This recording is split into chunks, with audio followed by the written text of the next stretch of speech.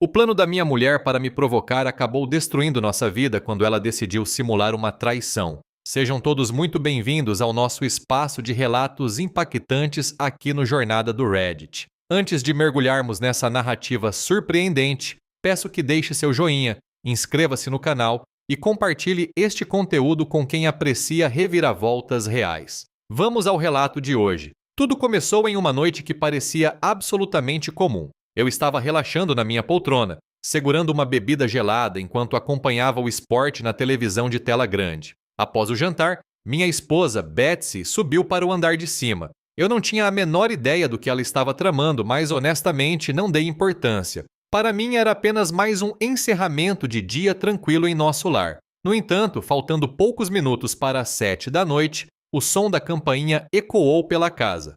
Eu mal tive tempo de reagir quando ouvi o grito dela lá do alto. Harvey, por favor, verifique quem está na porta. Atendi ao pedido, imaginando que seria algo corriqueiro. Ao abrir, dei de cara com um sujeito elegantemente trajado que eu jamais tinha visto na vida. Perguntei educadamente como poderia ajudá-lo, torcendo para que não fosse algum vendedor persistente. A resposta dele me atingiu como um soco. Estou aqui para buscar a Betsy, pois temos um compromisso agendado. Meus olhos quase saltaram das órbitas. Questionei se ele realmente estava ali para sair com a minha própria esposa. Ele confirmou com um aceno. Fiquei estático por alguns segundos, tentando processar aquela informação absurda e decidir qual seria meu próximo passo. Avisei que iria chamá-la. Fui até o pé da escada e berrei que o acompanhante dela havia chegado. No fundo, eu esperava que ela risse e dissesse que era um engano.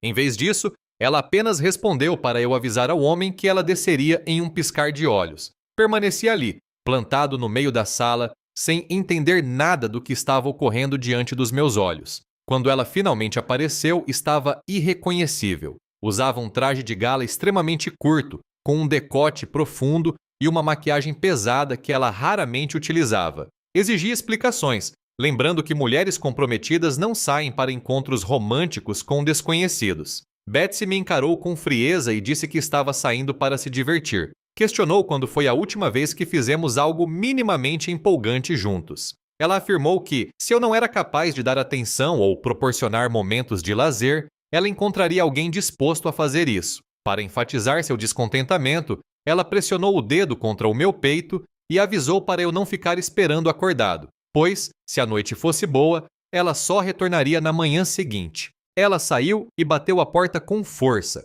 Entrou no veículo que a esperava e ordenou que o motorista seguisse viagem. Assim que dobraram a esquina, longe da minha visão, os dois começaram a gargalhar histericamente. Betsy comentou que a expressão no meu rosto foi impagável e que se aquele choque não me transformasse de um homem preguiçoso em alguém normal, nada mais funcionaria. O amigo dela, que estava dirigindo, perguntou se ela não temia que aquilo piorasse a situação. Ela deu de ombros, dizendo que eu provavelmente ficaria apenas sentado tentando entender o ocorrido e que ela voltaria antes que eu ficasse realmente furioso. Ela admitiu que talvez tenha exagerado ao dizer que não voltaria, mas sentia que o casamento estava tão desgastado que preferia o divórcio a continuar naquela monotonia. Ela confessou ao amigo que ainda me amava profundamente, mas precisava que eu voltasse a me importar com o relacionamento. Depois de dar algumas voltas pelo bairro, eles retornaram e estacionaram na entrada. Betsy esperava que eu saísse correndo desesperado para a rua, mas o silêncio era total. Ao entrar em casa, a televisão estava ligada, mas a sala estava vazia. Ela procurou por todo o primeiro andar e não me encontrou. Decidiu ligar para o meu celular e ouviu o aparelho tocando no quarto. Ao subir, viu o telefone sobre a mesa de cabeceira, acompanhado pela minha aliança de casamento.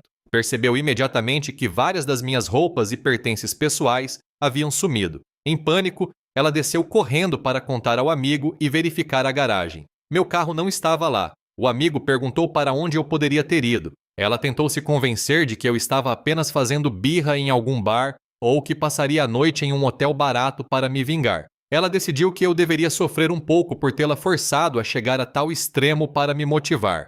No entanto, a noite passou e a manhã seguinte chegou sem qualquer sinal de fumaça da minha parte. Quando a angústia se tornou insuportável, ela ligou para minha secretária, Bárbara. Pediu para falar comigo, mas a resposta foi desanimadora. Bárbara contou que eu cheguei ao escritório naquela manhã visivelmente abalado, ordenando que todos ficassem em silêncio. Eu disse que tiraria o dia de folga para resolver problemas pessoais graves. Antes de sair, perguntei quem cuidava do plano de saúde da empresa. Bárbara ficou preocupada, achando que alguém da família tinha morrido, pois eu parecia outra pessoa. Betsy desligou e tentou falar com o Departamento de Recursos Humanos. Após insistir muito, uma funcionária informou que eu já havia enviado uma notificação. Betsy foi informada de que não estava mais coberta pelo meu seguro de saúde. A notícia a deixou em estado de choque. Ela correu para o computador e acessou nossas contas bancárias. Metade de todo o nosso dinheiro guardado havia sido transferido.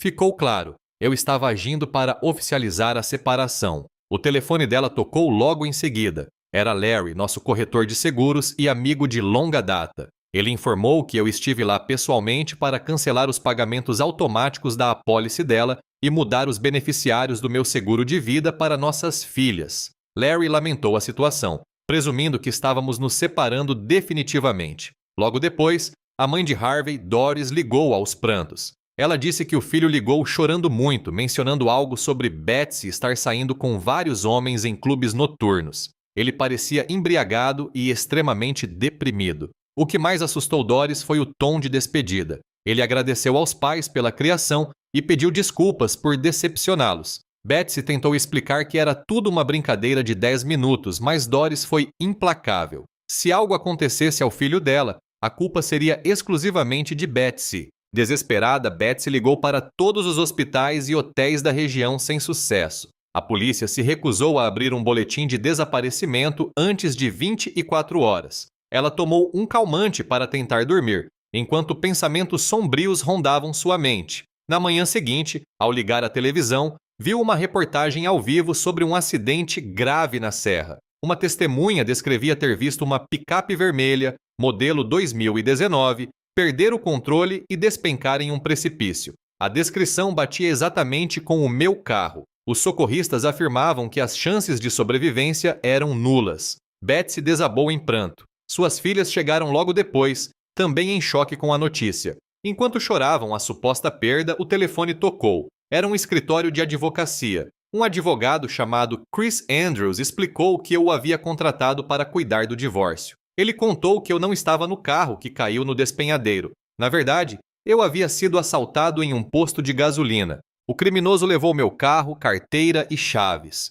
O ladrão foi quem morreu no acidente. Eu, por outro lado, sofri uma agressão na cabeça e estava em coma no hospital para reduzir a pressão cerebral. O advogado foi enfático. Eu havia deixado instruções claras de que não queria nenhum contato com Betsy. Ela estava proibida de me visitar e uma ordem de restrição já estava sendo processada. Apenas nossas filhas tinham permissão para entrar no quarto. Betsy tentou argumentar que tudo foi um mal-entendido, mas o advogado disse que seu dever era seguir as ordens do cliente, independentemente do estado de saúde dele. Betsy tentou ir ao hospital mesmo assim, mas foi barrada pelas normas rígidas e pela ordem judicial que chegou logo em seguida. Quando finalmente saí do coma, decidi fingir que tinha amnésia temporária. Eu queria testar a lealdade de todos ao meu redor. Quando minhas filhas me visitaram, fingi não reconhecê-las inicialmente. Elas tentaram explicar que a mãe delas tinha feito uma brincadeira estúpida, mas eu agi com ceticismo. Perguntei como poderia confiar em alguém que mente sobre traição para testar o parceiro. Após alguns dias, recuperei minha memória e aceitei me encontrar com Betsy. Ela implorou por perdão, jurando que nunca saiu com ninguém e que o homem no carro era apenas um colega de trabalho ajudando na farsa. Eu respondi que, mesmo que fosse verdade, a crueldade daquela ação destruiu a base de confiança do nosso casamento. Eu não conseguia mais olhar para ela sem imaginar que, a qualquer momento, ela poderia me ferir novamente por capricho. O divórcio avançou, mas o juiz determinou 12 sessões de terapia de casal obrigatórias. Durante as sessões, Betsy abriu o coração, explicando sua solidão e o desejo de reviver a chama entre nós. Eu mantive minha posição, afirmando que a forma como ela escolheu agir foi imperdoável. No entanto, ela propôs um acordo pós-nupcial radical. Se ela voltasse a mentir ou a fazer qualquer brincadeira do tipo, eu ficaria com 100% dos nossos bens e o divórcio seria imediato. Decidi dar uma última chance, voltamos a morar juntos, mas o clima era gélido. Com o passar dos meses, as coisas começaram a melhorar. Passamos a sair mais, viajar e a vida íntima foi retomada. Eu parecia estar finalmente baixando a guarda. Certo dia, liguei para casa avisando que não precisava fazer o jantar, pois teríamos um compromisso importante. Cheguei em casa apressado e subi para me trocar. Nesse meio tempo, a campainha tocou. Betsy atendeu e deu de cara com uma mulher jovem, bonita e muito bem vestida. A mulher se apresentou como a nova responsável pela fusão da empresa onde eu trabalhava. Betsy, num surto de paranoia e achando que eu estava fazendo uma brincadeira de vingança com uma atriz, perdeu o controle. Ela avançou sobre a mulher, segurando-a pelo pescoço e gritando ofensas, chamando-a de destruidora de lares. Eu desci as escadas correndo e vi aquela cena de horror. Gritei para ela parar imediatamente. Betsy começou a rir, achando que tinha me pegado no flagra. Foi então que o mundo dela desabou novamente. Eu apresentei a mulher. Era Amanda Briggs, minha nova chefe e gestora da fusão que definiria meu futuro profissional. Amanda, horrorizada e ofendida, disse que não trabalhava com pessoas que mantinham esse tipo de ambiente doméstico instável. Ela me demitiu ali mesmo e saiu furiosa. Eu olhei para Betsy com um misto de ódio e decepção profunda. Ela havia acabado de destruir minha carreira e o pouco que restava do nosso respeito mútuo. Peguei minhas coisas e saí, deixando-a sozinha no sofá, mergulhada em lágrimas e arrependimento. Dessa vez, não haveria terapia, amnésia ou acordos que pudessem salvar o que ela mesma transformou em cinzas. Se este relato tocou você de alguma forma, não esqueça de deixar seu like e se inscrever. Histórias como essa nos mostram como as escolhas erradas podem ter consequências irreversíveis. Confira outros vídeos do canal para mais reflexões impactantes. Obrigado por acompanhar até o final.